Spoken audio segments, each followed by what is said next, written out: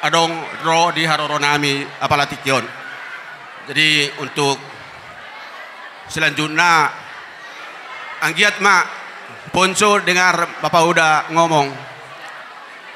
Ponco dengar Bapak udah. Jadi saya sangat bersyukur dan berterima kasih karena apa yang kita cita-citakan sudah tercapai.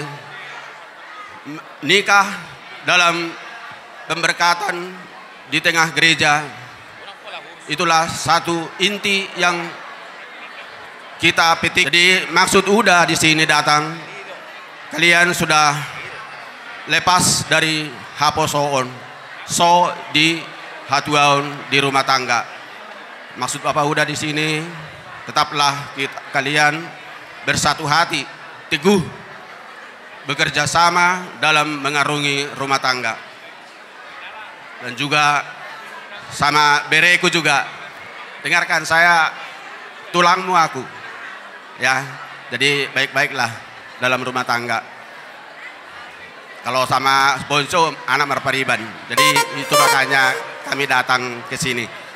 Kami datang dari mengarungi kapal Pasifik. Jauh kami pakai kapal Pasifik. Oke lah. Jadi terima kasih.